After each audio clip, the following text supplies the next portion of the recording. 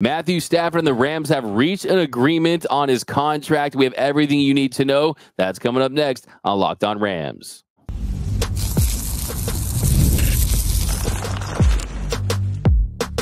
You are Locked On Rams, your daily Los Angeles Rams podcast. Part of the Locked On Podcast Network, your team every day.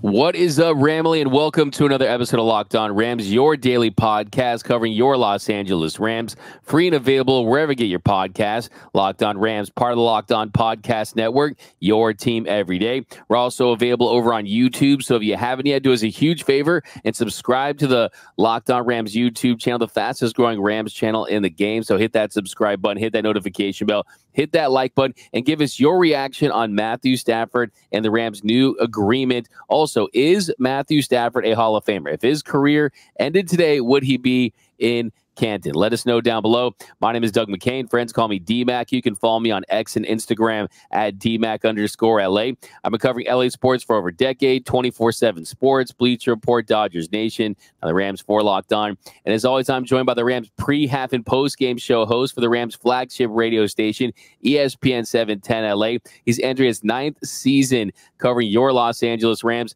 the People's Champ, Mr. Travis Rogers. You can follow him on X at Travis Rogers. And on today's episode, some real news to get into on Matthew Stafford and his new contract agreement with the Rams. And is he a Hall of Famer? That's coming up. But first, this episode of Locked On Rams brought to you by FanDuel. Make every moment more as playoffs wind down. The sports stop sporting like we want them to. But this summer, FanDuel is hooking up all customers with a boost or bonus daily. That's right. There's something for everyone every day, all summer long. Visit FanDuel.com to get started. All right, Travis, some news to get into. We've been talking about it for months and months and months, but finally, we have our answer, and that is that the Rams and Matthew Stafford did agree on a new contract detail that we don't have the details specifically yet, but presumably you got more guaranteed money. We'll kind of get into some of the theories, but what I've been saying for months here is they were going to restructure this deal to make it look more like the Aaron Donald deal that we saw a couple seasons ago with the more guaranteed money for the final 3 years. Sean McVay, he says it's a big deal, and you know that with this being done on the first day, my big takeaway here is the fact that this is done on the first day. It leads me to believe that maybe, just maybe, there was going to be a holdout and Matthew Stafford might not have showed up unless he got the new deal. Yeah, I think with the way that the chronology of events unfolded yesterday certainly leads you to believe that, D-Mac. I agree with you that Sean McVay was scheduled to speak in the morning, and they pushed that back to the late morning. And then they pushed that back to the early afternoon. And then even when that time went by and still no one had seen or heard from Matthew Stafford, it felt like maybe they were trying to get ready to answer some questions. Maybe they were trying to get ready to figure out how they were going to do this. And then about a half hour after that, it's like, oh yeah, it's done. He's here. We're ready to go. So I think two things can be true at the same time. I do think maybe we got a little closer to a holdout than anybody was really anticipating. But at the end of it all, this is exactly what I thought was going to happen. This is exactly what I was saying for the last several weeks. I'm sure the everydayers remember me saying this, and that was, we're going to turn on our TVs one day or look at our phone or turn on the radio or whatever and listen to a podcast, and the news is going to be Matthew Stafford and the Rams have come to an agreement on a new contract or some details of the contract that's going to give him more guaranteed money. And that's exactly what happened, because I talked about this on my radio show, Travis and Slew, at 10 to 1 every day on ESPN 710. Let me ask you two questions. Do the Rams make this stuff public and messy? No. Do they pay their players? Yes. Do they have the full understanding of Matthew Stafford being their window right now? Yes. All of those things indicate that this was going to get done, and it did. It's very good news for Rams. It's very good news for Rams fans because he is the window as currently constructed right now, and he's happy, and he's in camp, and they're getting ready to go. Yeah, you're absolutely correct about that. The optics of this were smooth, right? The optics of this for months were not like, oh, there's going to be some drama at camp with your superstar quarterback. Because let's be honest about one thing. This team is nothing without Matthew Stafford this season because of how important he is to this team's success. So there's that. He had the leverage, and we won't know whether or not he was going to show up. It's like the old Kanye West at the Grammy speech. What will happen if Matthew Stafford and the Rams didn't come to terms on a new contract? I guess we'll never know, right? Well, it's funny you say that, D-Mac. I spoke with somebody last night. They were getting ready to prepare for him not to be there. They got close enough to the deadline to where they had some conversations about, whoa, how are we going to, address this? And quite frankly, there are so many promotional materials with his face on it. Like, how do you go about doing this if this guy is not a part of your team, at least officially at this point? Thankfully, it never got there. But I do think they were at least preparing for the possibility of a holdout. But again, like you said, like I've said, the Rams, they pay their most important guys. They paid Todd Gurley. They paid Jared Goff. They paid Aaron Donald. They paid Cooper Kupp. They paid everybody they need to pay. There was never going to be a moment where they didn't pay Matthew Stafford, and they got it done. Absolutely. And this feels like a situation where Matthew Stafford and his agent, Jimmy Sexton. If you know Jimmy Sexton, he's aggressive. He knows how to work the media in his favor. And we've seen those leaks for months now. Had those get out? Well, it was the agent. And we know that they put some pressure on this Rams organization, and they got exactly what they were after. And I think the Rams got what they're after too, is no drama heading into this training camp, and you get your quarterback and you keep him happy. And Sean McVay said, here's the thing I'm excited about is he is here. We were able to solve that. I'm going to focus on the things that we can control. And fortunately, we don't have to really worry about those things. So that really tells you right there what you heard as well, is that they were definitely probably fearing that if we didn't get a deal done, he wasn't going to show up. Yeah, and I think it cuts both ways. I think it was more of the fear, at least, or at least the reality of that we may have to address this in some meaningful way, was more, what are we going to say? Even had he not shown up yesterday and there was officially a holdout on their hands, I'll go back to when Aaron Donald held out from camp several years ago. There was never a question of whether Aaron Donald was going to be on the team. There was just a question of how much money he was going to get. There was never a question of when he showed up, if he was going to be ready to go. We were talking about it again on my radio show yesterday, and we were discussing, like, how deep in the camp would it have to get before you really started to worry about Matthew Stafford's attendance for Sunday Night Football Week 1 against the Lions. And I said about a week out of the game, because keep in mind, Jimmy Garoppolo is ineligible to play those first 2 weeks. They were never going to have Stetson Bennett start those games. That just never felt like a realistic possibility. Matthew Stafford doesn't need reps. Matthew Stafford doesn't have to learn a new offense. Matthew Stafford doesn't have a new coach and he just needs to show up and do what he's done for the Rams the last several years. So even with like an official holdout, which thankfully never came, I don't think it's a 5-alarm fire. This is not a Brandon Ayuk situation where somebody's, wants out and the teams that this was just a matter of everybody using the leverage they have and the time that they have to get a deal done. The deadline yesterday reporting to camp was apparently the deadline that spurred this deal. For sure. And I definitely think that this is an organization that understands what needs to be done, when it needs to be done, and they truly did in this situation. I did find it interesting that Sean McVay did say that he said that we are at year 8, and I have a 7-year inventory to say, let's look at a lot of the good decisions and look at some of the things that we want to be able to learn from. I think that was him talking about the Jared Goff situation, kind of previous contract situations. And I think the Rams as a whole, they have this thing figured out. They know what they're doing. And this is another example of just that. But more details about Matthew Stafford's new contract agreement and why did he need this and what impact is this going to have on the team? It's going to be massive. That's coming up next on Locked On Rams. You like going to games, right? I like going to games. Who doesn't like going to games? And Doug and I especially, we love going to Major League Baseball games in the middle of the summer. It's a warm day. It's a warm night. You have something to drink. Flick a few peanut shells on the ground. You're having a great time. But what's the first thing you need to do to go to a game? You need a ticket, and that's where the Gametime app comes in, because Gametime is an authorized ticket marketplace of Major League Baseball, which makes getting tickets faster and easier. Prices on the Gametime app, they go down the closer you get to the first pitch. And with killer last-minute deals, all-in prices, views from your seats, and their lowest price guarantee, Gametime takes the guesswork out of buying MLB tickets. So especially around here in Southern California, you got a lot of options, right? You got the Dodgers, you got the Angels, the San Diego Padres aren't that far away. So there's tons of games that you can choose, and you don't have to think too far ahead. Even at the last minute, you're going to get a great deal at Gametime, right? So here's what you do. Take the guesswork out of buying your MLB tickets with Gametime. Download the Gametime app, create an account. Use the code LOCKEDONNFL for $20 off your first purchase. Terms apply. Again, create that account, redeem the code LOCKEDONNFL, LOCKEDONNFL for $20 off. Download the Gametime app today. Last-minute tickets, lowest price guaranteed.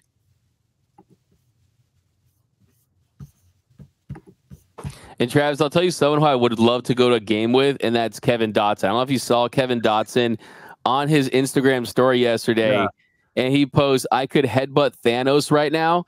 He's got the shaved head, which is cool. But what I love about this is we are firmly in summer. It's July, and my man's got the Christmas tree behind him. Let's go. And the fishing poles. And the fishing poles, by the way. This passes all the vibe checks for me. So I'd love to go to a game with Dots when we get our tickets on Gametime. But welcome back to Locked On Rams. And also want to send a super special shout out to those everyday listeners out there. We know how excited you guys are to get training camp going, to get the season going. So be sure you're locked on here and make sure you're watching and listening to every single episode and that you are an everyday listener. And we appreciate all those everyday listeners out there. And when you do that, you don't miss a thing about your Los Angeles Rams. So we're going to pick up on this conversation with Matthew Stafford. And everyone out there, I see, what is Stafford upset about? Why does he want a new deal? What are the specifics of the deal? Well, first of all, I mean, you've seen a quarterback market change and reset year after year. These guys are continuing to grow their salaries. And if you look at his contract before the new agreement, he was guaranteed $31 million for the 2024 season. $15 million of his $27 million was guaranteed for 2025. But none of the $26 million was guaranteed for 2026. So that is the big kicker right there. The back end, no guaranteed money. You needed that. And I think really, if you're a Rams fan, you should be extremely encouraged by this because this is an indicator that he wants to finish out this contract and he is going to be a franchise quarterback for the next 3 seasons. Yeah, that means he's going to be here for a while, and he's still playing at a high level. And this is good news. This means you don't have to go into that quarterback market anytime soon, which is incredibly daunting. The odds of finding a quarterback better than Matthew Stafford are low, right? This is your best guy for the foreseeable future. And until you have to go into that market, you'd really rather not. This is one of these things, and I get it. And you said it at the beginning, D-Mac, that the resetting of the quarterback market, that Jordan Love is about to get the bag, right? That Trevor Lawrence just got the bag. And I get it. The next guy up gets the next biggest deal. I understand how it works, but I used to hear things like this and I'd roll my eyes, but the more I think about it and the longer I've been kind of just watching and covering this stuff, the more sense it makes. This isn't about the money. This is about what the money represents, right? Matthew Stafford, according to Spotrac, has made $325 million as an NFL quarterback. He doesn't need money. This isn't a matter of, hey, I got private school tuition or I want to take a nice vacation. He's got $325 million. What this is I'm a whole hell of a lot better at this than Trevor Lawrence is. I'm a whole hell of a lot better at this than, and some of these Jordan Love is. Like, I need you to understand that that I know that you take care of me because I'm one of the best there is at this, and my numbers don't reflect that. I need the numbers to reflect that. It is a respect thing.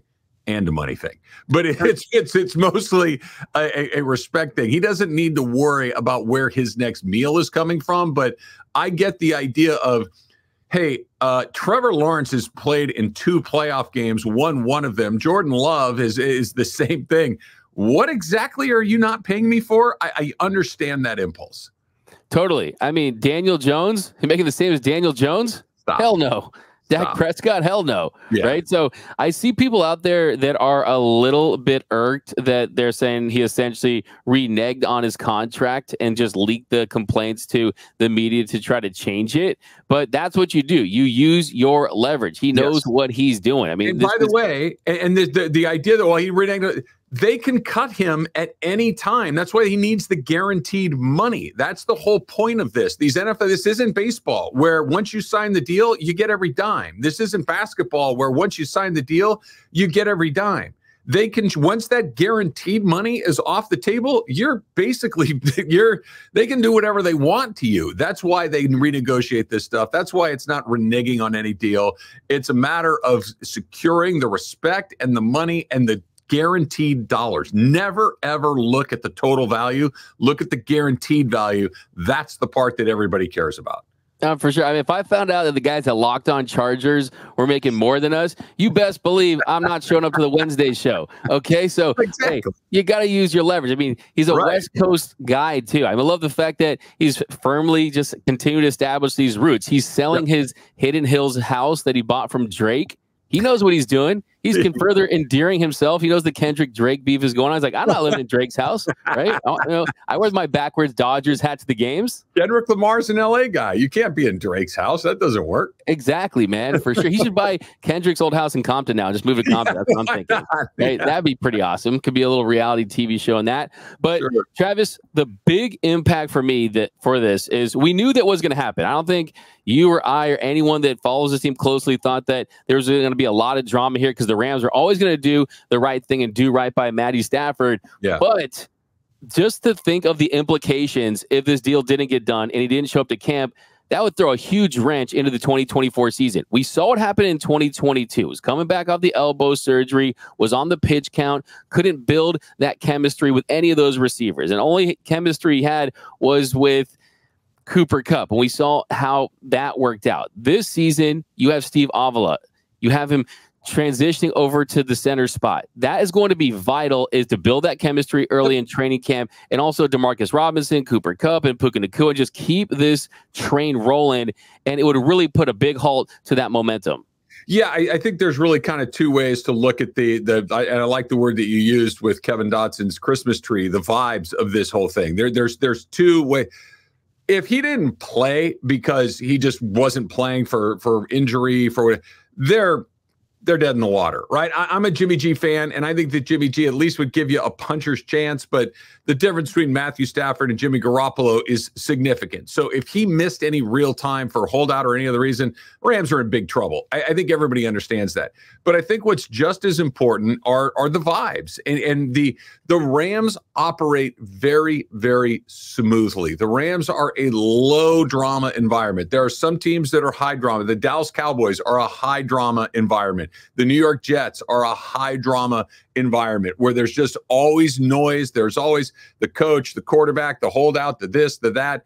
Rams really don't have, and not just this year, they really don't have any of that full stop. And anytime something does bubble up a little bit, they get rid of it really, really quickly. So they like vibes. They like smooth. They like repetition. They like developing that chemistry that you're talking about, and just having that culture of professionalism that I think they've done an excellent job of building. The Rams don't do drama. The football part, obviously, they were never going to be competitive the way they can without Matthew Stafford. But just the vibes, the drama part, that felt almost as unrealistic because it's just not something that they sign up for. Absolutely. I just can't imagine the vibes if Jimmy Garoppolo is working with the ones, knowing he's going to miss the first two games because of the suspension, right? It just would have been a disaster for this team, quite frankly. But hey, guess what? We don't have to worry about that. But one thing we do have to worry about is whether or not Matthew Stafford is a Hall of Famer, and we're going to talk about that next on Locked On Rams.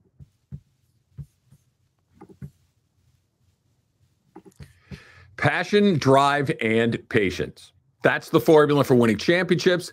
It is also what keeps your ride or die alive. eBay Motors has everything that you need to maintain your vehicle and level it up to peak performance. Superchargers, roof racks, exhaust kits, LED headlights, and more. So whether you're into speed, power, or style, eBay Motors has you covered. With over 122 million parts for your number one ride or die, you're always going to find exactly what you're looking for. And with eBay Guaranteed Fit, your part is guaranteed to fit your ride every time or your money back. Because with eBay Motors, you're burning rubber, not cash. With all the parts you need at the prices that you want, it's easy to make your car the MVP and bring home huge wins. So keep your ride or die alive. That's better at ebaymotors.com. Eligible items only. Exclusions apply. eBay guaranteed fit. Only available to U.S. customers. And welcome back to Locked On Rams. Thank you for making Locked On Rams your first listen every single weekday. Free and available wherever you get your podcast. Locked On Rams, part of the Locked On Podcast Network. Your team every day. All right, Travis. So one of the big kind of legacy moves for Matthew Stafford is, what does he do in his final 3 seasons? I hope he plays beyond that, but if he wins another Super Bowl, if he puts together multiple Pro Bowl or all-pro level seasons, he could easily be a first-ballot Hall of Famer. If his career ended today, though, would he be a Hall of Famer? I think that's a complicated question. At this moment, he does have 0 All-Pros in his career. He has 2 Pro Bowls in his career. What he does have going for him is the counting stats are definitely continuing to accumulate. 56,047 yards, that's 11th. 357 TD passes, that's 11th. There's the numbers. There's also the eye test, though. And I think with Matthew Stafford, there is no doubt about it that he is a Hall of Fame talent. He has a Hall of Fame level arm. On his best day, is he at that table with the less than 40 quarterbacks in Canton? I definitely think he is. So here's where I'm going to jump around here a little bit, D-Mac, that you're talking about the counting numbers, right? The counting numbers are extraordinary. We're talking about yards and touchdowns, and great. Here's the problem. I don't know if he does go in right away, if he goes in at all. And the longer you don't go in, the less those counting stats are going to matter, because we know what's coming. This is a passing league. The offenses are always going to be favored over the defenses. And you look at like Joe Montana, who, other than Tom Brady, for my money, is the second greatest quarterback of all time. His numbers pale in comparison to some of the things that are happening right now. They don't tell you the story of what's going on. So the numbers themselves, I don't know if they're going to have an impact beyond, maybe a very short, maybe a half-decade window right there. I think where it gets interesting is the story that you tell. And I'm not entirely sure that him coming back for more time and wanting more guaranteed money and wanting to sign up with Sean McVay and wanting to sign up with Puka Nacua and maybe Cooper Kupp as well isn't a part of this. He needs another run. Right, that you need another run to really solidify yourself as, hey, I'm the guy that when you give me a shot, I can do this. Because I think the story you can tell right now is really good, but I don't think it's a slam dunk. The story right now is, you finally put me on a good team and I won the Super Bowl. But that's 1 year, right? And now the rest of it was, you were in Detroit, they were kind of crappy and they didn't do this and they were a bad team. Okay, but the story of, you put me on a good team, you gave me a real coach, I won the Super Bowl, and, oh, by the way, the 3 greatest wide receiver seasons, or 3 of the greatest wide receiver seasons in history, I was the quarterback for all 3 of them. They're 3 different guys, whether it's Megatron, whether it's Kupp, or whether it's Puka. I was your guy that was the man that was throwing that ball every time. You throw one more Super Bowl run in there. You throw one more close call, maybe an NFC Championship game that goes down to the wire.